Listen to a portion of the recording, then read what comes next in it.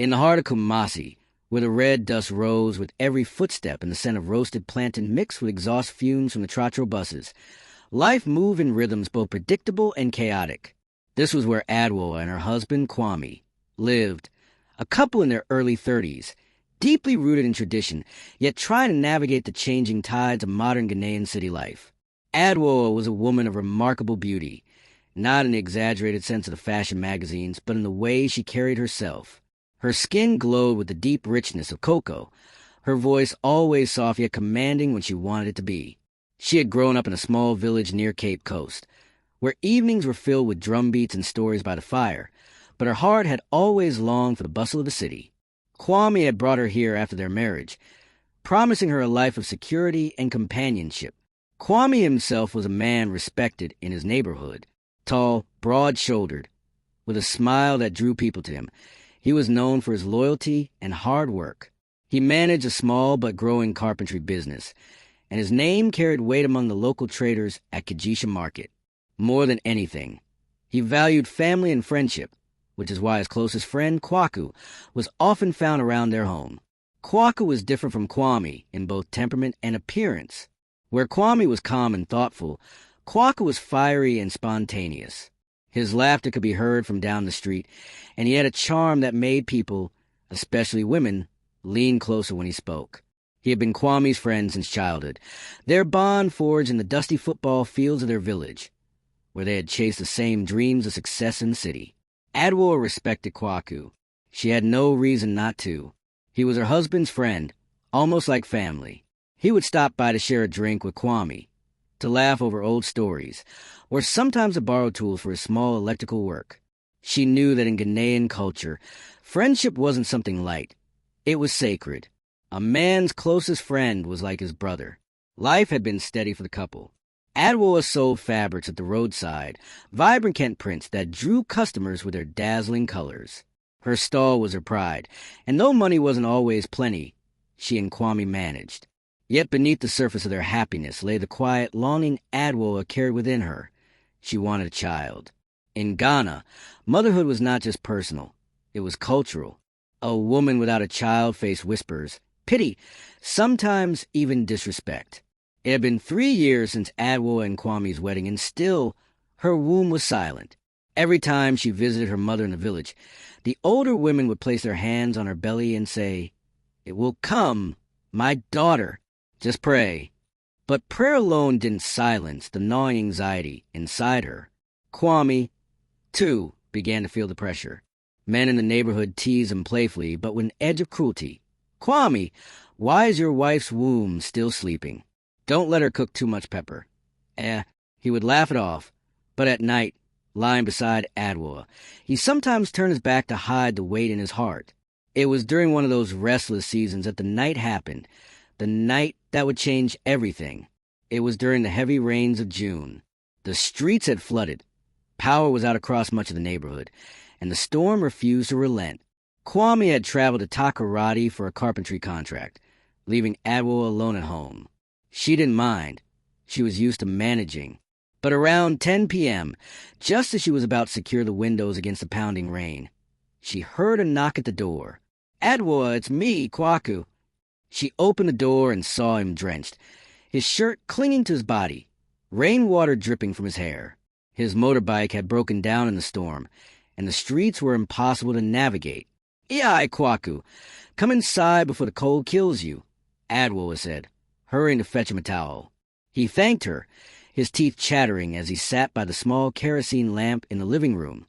Adwoa warmed water on the charcoal stove and gave him a dry cloth to wrap around himself. It was innocent, the way one would treat family. But that night, with the thunder cracking and the storm sealing the world outside, the boundaries of innocence would blur. They ate what little food she had, yam and palava sauce, and shared stories to pass the time. Kwaka spoke of his frustrations with work, how the city always seemed to chew him up and spit him out. Adwoa listened, offering words of encouragement, her voice soothing in the dim light. At some point, the conversation grew deeper, quieter. Kwaka looked at her, with eyes heavy from more than just the storm fatigue. "You know, Adwoa," he said, his voice low, "Kwame is lucky. You are a good woman.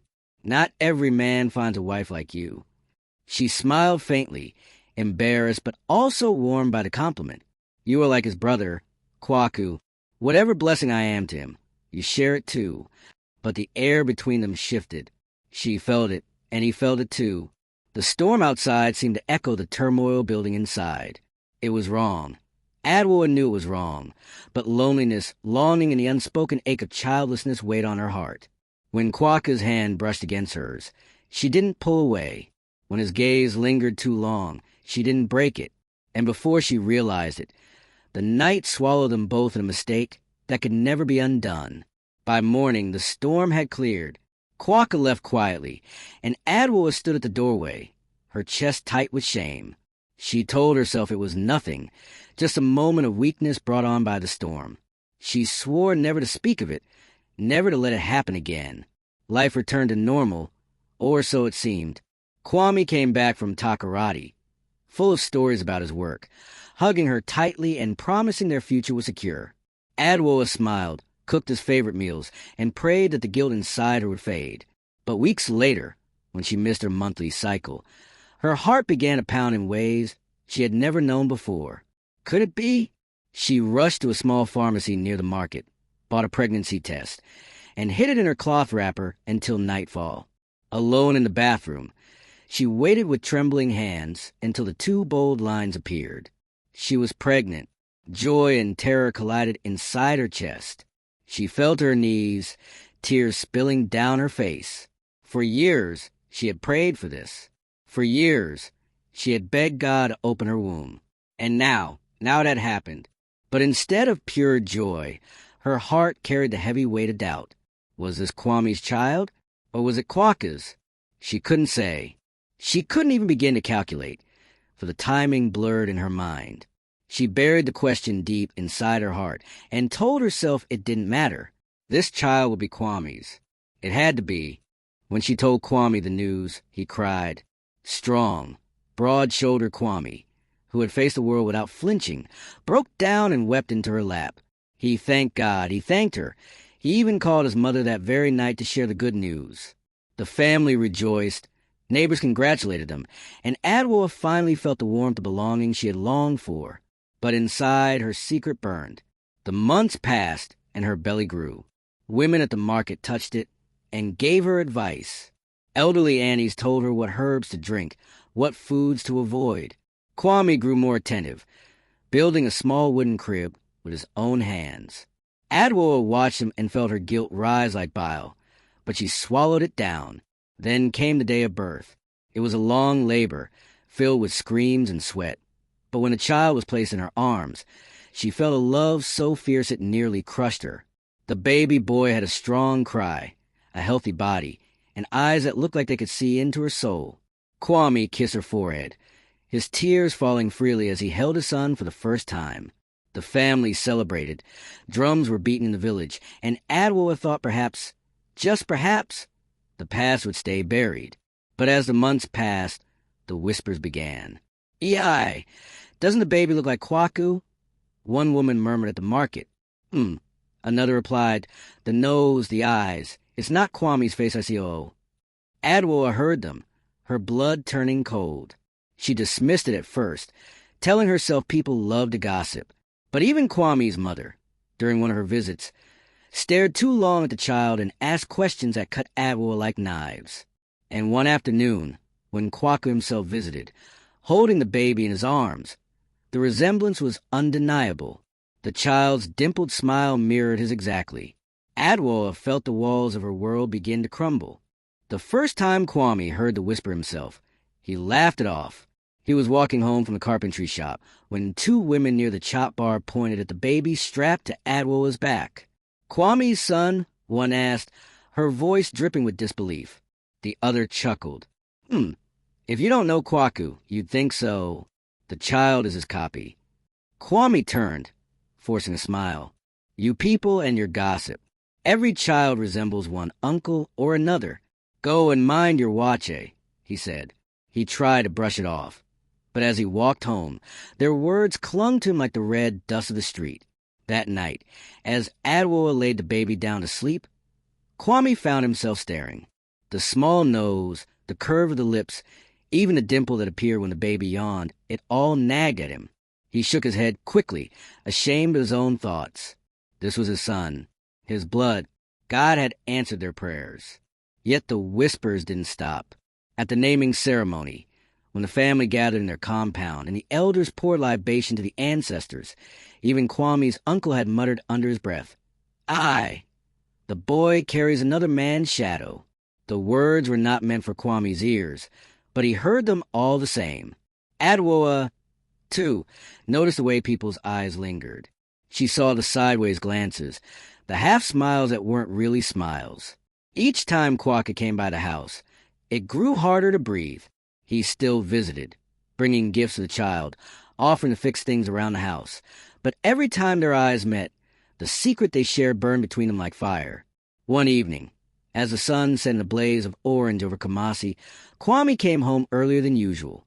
He found Kwaku sitting in the yard, bouncing the baby on his knee. The child laughed, reaching for Kwaku's beard with tiny fingers. The sight should have warmed Kwame's heart, but instead it froze him. The resemblance was no longer something he could ignore. "Kwaku," he said slowly, his voice carrying an edge, "why does this boy love you more than me, eh? When I carry him, he cries. When you carry him, he smiles. What magic is that?"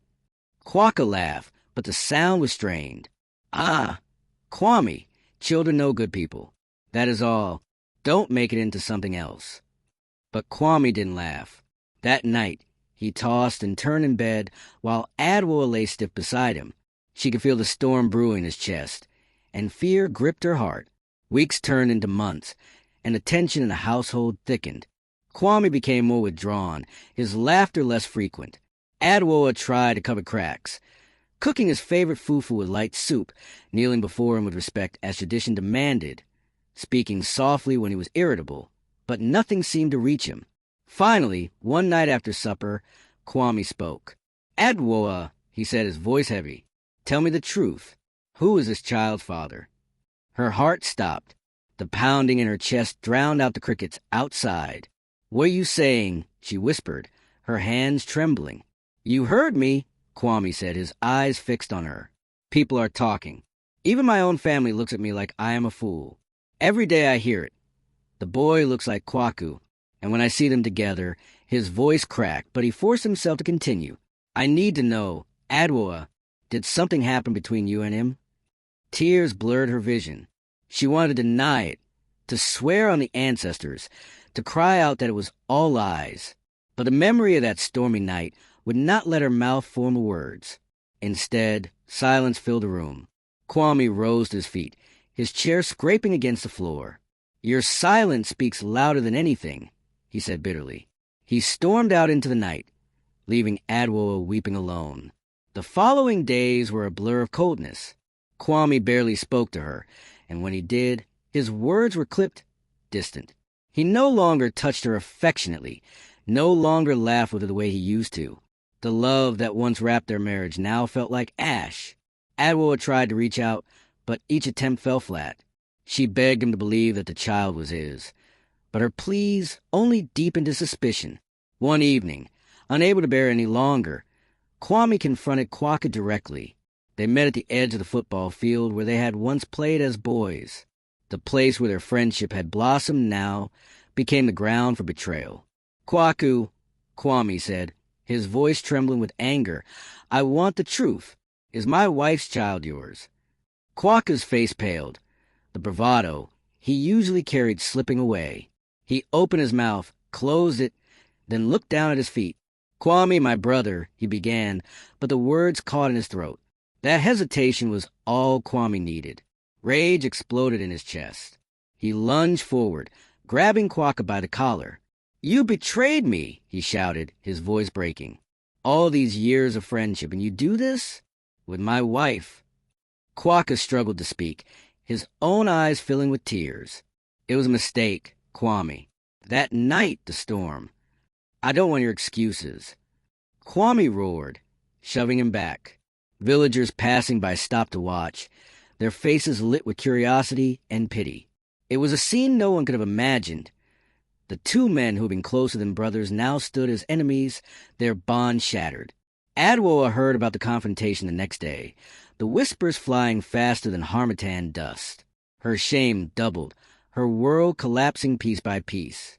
Neighbors no longer greeted her the same way. Some even avoided her altogether. In a culture where reputation was everything, she felt the walls closing in. Yet, amidst all the anger and betrayal, she still loved Kwame. She still wanted her marriage to survive. At night, she prayed fervently, asking God for forgiveness and begging for a miracle to heal what was broken. But Kwame's heart had hardened. One evening, he returned home late, his eyes bloodshot from drink. A rare sight, for Kwame had never been one to drown his sorrows in alcohol. He stood over her as she nursed the baby, his face twisted with pain. "Every time I look at him, I see your betrayal," he said quietly. "Do you know what that does to me, Adwoa? Do you know how it feels to raise another man's son while the world mocks me?" Her tears fell silently, dripping onto the child's soft head. "I don't know if I can forgive you," he continued, his voice breaking. "You have destroyed me." Those words cut deeper than any blade. Adwoa held the baby tighter, rocking him as though to shield him from the bitterness that surrounded them. In the days that followed, the marriage became a hollow shell. Kwame provided food. He kept the roof over their heads. But the warmth was gone. The once vibrant love between them had turned into cold coexistence. Kwaka stopped visiting altogether, knowing his presence only fueled the fire. But the damage was already done. The baby grew, his resemblance to Kwaku only becoming sharper with each passing day. And Adwoa, trapped between love for her child and the weight of her mistake, felt herself drowning. In the quiet moments, she wondered what the future held. Would Kwame ever forgive her? Would he one day cast her out, taking another wife as tradition allowed? Would her child grow up bearing the mark of scandal, always whispered about behind his back? Her heart longed for redemption, but she knew the road ahead would be filled with pain. And in Kwame's heart, though love still lingered beneath the anger, the question remained. Could he ever look at the child and see his own blood, or would he always see Kwaka staring back at him? The storm that had begun that fateful night had not ended. It had only just begun to rage. The harmattan winds had begun to sweep across Kumasi, coating the city in a haze of dust. With every dry gust, it felt to Adwo as though her own soul was being stripped bare. By now, the whispers about the child had grown too loud to ignore. They followed her everywhere, at the market, at church, even when she went to fetch water from the public tap. "See her? That's the woman who gave her husband's friend a child," one voice would murmur. "She's lucky Kwame hasn't sent her packing already," another would add. The shame clung to her skin like a second garment. She walked with her head down, clutching her baby tightly, as though she could shield both of them from the cruel words. Kwame's family had begun to intervene as well. His mother, a stern woman with sharp eyes, came to their home one evening with two aunties. They sat in the living room, their wrappers tied firmly around their waists, their faces solemn. "My son," Kwame's mother began, "you cannot continue like this. The whole town is laughing at us. How can the child of your wife resemble another man so clearly? We warned you be careful, and now look at the disgrace." Kwame sat quietly, his hands clasped tightly together. "Tradition allows you to take another wife," one of the aunties added. "A woman who will honor you, who will give you children without shame. This one," she gestured sharply at Adwoa, who sat trembling in the corner, "has brought a curse into this family." Adwoa's throat burned with unshed tears. She wanted to speak, to defend herself, but the weight of her guilt held her silent. Kwame finally raised his head. His voice was calm, but beneath it was a storm. "Mama, I hear you. Aunties, I hear you. But sending her away will not erase what has happened. And another wife will not remove the blood that runs in this child's veins. I need time." His mother clicked her tongue sharply. "Time? While people laugh at you. You're a man, Kwame. Act like one." That night, Kwame lay awake, staring at the ceiling. Adwoa, beside him, whispered, "Please, forgive me." But he turned his back to her, the weight of his family's words pressing hard on his chest. The community was no kinder. At the local church, the pastor preached about fidelity and loyalty one Sunday. Though he never mentioned names, the congregation's eyes shifted toward Adwa, and she felt her skin burn. She stopped attending after that, choosing instead to pray in the quiet of her home, her tears wetting the baby's tiny clothes as she whispered desperate pleas to God. Kwame, meanwhile, began to change in ways Adwoa had never seen before. He worked longer hours, avoided friends, and carried a heaviness in his step. The laughter that once defined him was gone. His carpentry business began to suffer, as customers avoided the shop where the cuckold worked. Even men he once called friends no longer greeted him the same way. One evening, when the baby was nearly a year old, Kwame's closest cousin, Yaw, pulled him aside. "Kwame," Yaw said firmly, "enough is enough. You must take action. Either the woman confesses openly and leaves, or you find a way to make her pay. People think you are weak. Are you going to let that man, Kwaku, laugh behind your back while raising his child under your roof?" Kwame clenched his fists. "Do you think I have not thought of that every day? Do you think it doesn't eat me alive?" Yaw's eyes hardened, then stopped suffering quietly. "Let her go. Let the whole town know you will not be shamed." That night, Kwame came home drunk again. He sat heavily in the chair, staring at Adwo as she tried to feed the baby. His eyes were bloodshot, his face grim. "Tell me again," he said suddenly. "Tell me this child is mine." Adwoa's hand shook, the spoon clattering against the bowl.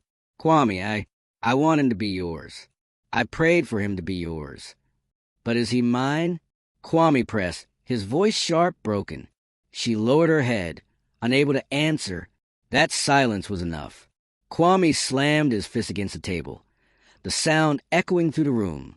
The baby began to cry, startled by the violence.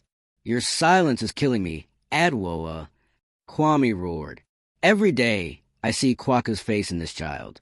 Every day I live with your betrayal. Do you know what it feels like to be mocked by your own neighbors? To be pitted by men I once stood equal with? You have destroyed me." Adwoa fell to her knees, clutching his legs, weeping. "Please, don't cast me out. I made a mistake. Kwame, I was weak that night. I was lonely. But I love you, only you. Please, don't take my child's future away." Her words cut deep, and though rage filled his heart, Kwame could not bring himself to throw her out. He looked down at her, the woman he had once adored, now broken before him, and his anger battled with the remnants of his love. Days passed, and Kwame's anger began to twist into something darker, revenge. One afternoon, he rode his motorbike to Kwaka's small workshop. The sun was blazing, sweat running down his face, but inside his chest was fire hotter than any harmattan heat. "Kwaku!" he shouted, striding into the yard. Kwaka looked up, startled, his hands black with grease from repairing a fan. "Kwame." But before he could finish, Kwame's fist connected with his jaw. Kwaka stumbled back, crashing into a wooden bench. "You betrayed me," Kwame bellowed, his voice hoarse with fury. "You took my wife, my family, my honor. I should kill you where you stand." Kwaka spat blood, his eyes wide with fear and shame. "Kwame, I am sorry. I regret it every day. Please." But Kwame was relentless, striking him again and again until neighbors rushed in to pull them apart. "This is not the way, Kwame," one man shouted, holding him back. "Let me go. He deserves to die." Kwame roared, struggling against their grip, breathless. Kwaka staggered his feet, his face swollen. "If I could change that night, I would," he said weakly. "But the child is innocent, Kwame. Do not punish him for our sins." Those words cut through Kwame's rage like a blade. He stopped struggling, his chest heaving. With one final glare, he turned and walked away, his pride shattered, his soul heavy. Back home, Adwoa waited anxiously, her heart pounding when she saw the blood on his knuckles. She knew where he had been. "Kwame," she whispered, but he brushed past her, slamming the bedroom door behind him. The baby, now toddling, crawled to his father's door, knocking softly. "Papa," he babbled, unaware of the storm swirling around him. Kwame sat inside, his head in his hands, tears streaming down his face. He loved the child, How could he not? The boy's laughter, his innocence, his tiny arms wrapping around his neck. But each smile was also a dagger, reminding him of betrayal. The village elders soon became involved. They called Kwame to a meeting beneath the great neem tree, as was custom when disputes shook the community. Men with gray hair and wise eyes sat in a circle, listening as he poured out his grief. "Elders, what do I do?" Kwame asked, his voice breaking. "Do I send her away and raise the child alone? Do I cast them both out? Or do I swallow my pride and live as though nothing happened?" The eldest among them, Nana Kofi, stroked his beard thoughtfully. "Marriage is not easy, my son. Betrayal cuts deep, but anger only deepens a wound. If you throw her away, the child suffers. If you keep her, your heart will suffer. You must choose which pain you can bear." The words haunted Kwame. He returned home, his mind heavy. Adwoa knelt before him, begging once again for forgiveness. "Let us leave the past behind," she pleaded. "Let us raise this child together. People will talk, yes, but time will silence them. Please, Kwame." But could time truly heal this wound? Could he truly see Kwaka's face every day in the child and still call him son? The battle between love and vengeance raged inside him, and neither side showed signs of surrender. The baby's cries echoed through the compound that night like a haunting chorus. Chica sat on the wooden stool outside her hut, tears rolling down her cheeks, her head wrapped in a scarf that could not hide the heaviness in her spirit. The women of the village whispered when they passed by. Some did not even bother to lower their voices anymore. "That child looks just like Namdi," they would murmur, shaking their heads. "God sees everything. A woman can never hide forever." Inside the room, the child lay asleep, his tiny chest rising and falling with innocence that mocked the chaos surrounding him. If babies could speak, perhaps he would have offended his mother. But the truth was written across his little face, and everyone could see it. He was the mirror image of Namdi, Ikechukwa's best friend. Ikechukwa had not been the same man since the truth revealed itself. He carried bitterness in his eyes wherever he went. The once proud farmer who laughed loudly at the market now walked in silence, shoulders bent under the weight of betrayal. At night, when the moon hung like a witness above the clay rooftops, he would lie on the bamboo mat, staring at the ceiling, listening to the crickets sing while his heart burned with questions. "Why, Chica?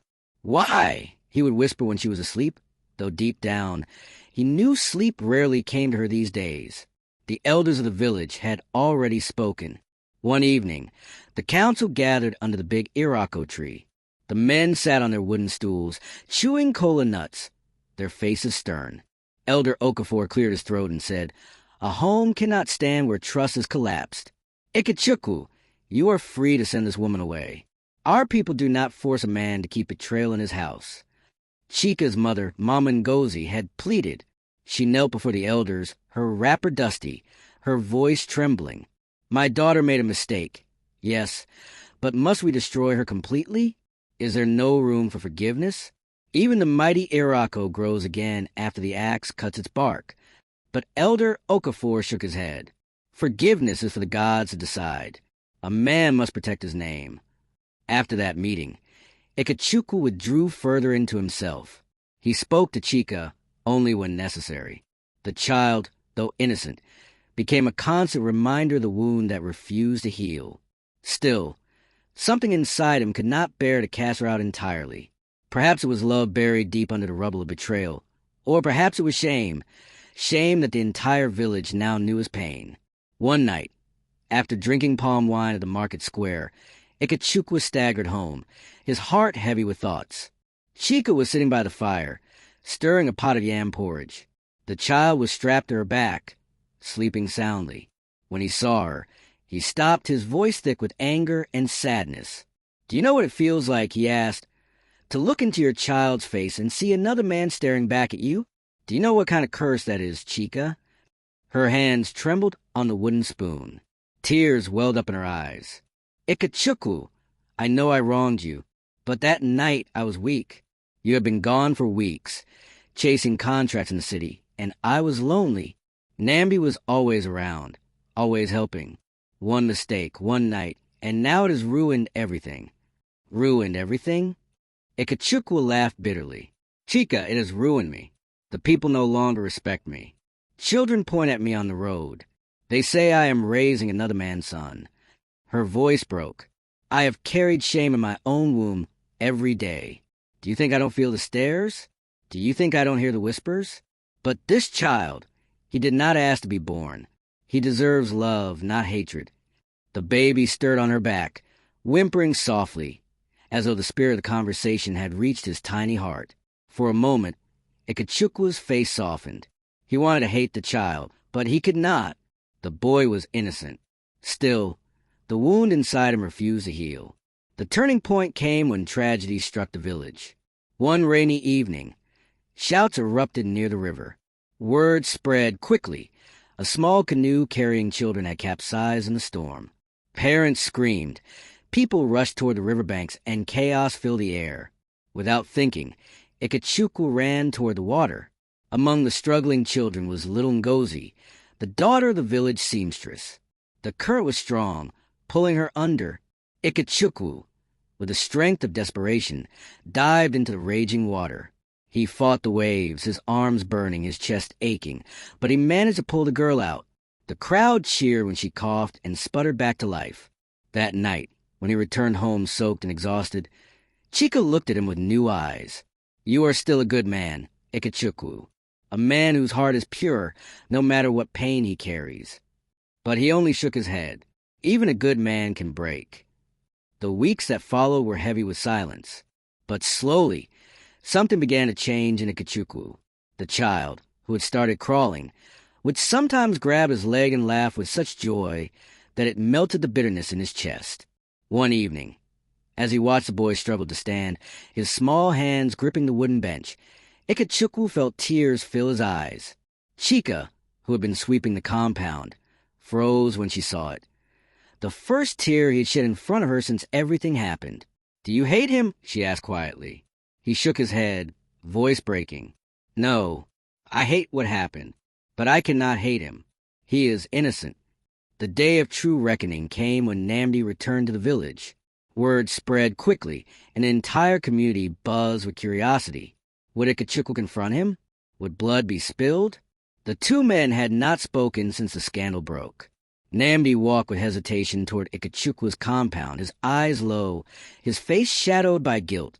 When Ikechukwu saw him, he rose slowly, his fists clenching. The air was thick with tension.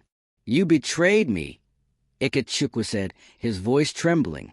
You were my brother, my friend, and you entered my home like a thief. Namdi fell to his knees. Ikechukwu, I have no defense. My shame has eaten me alive every day. I do not ask for your forgiveness.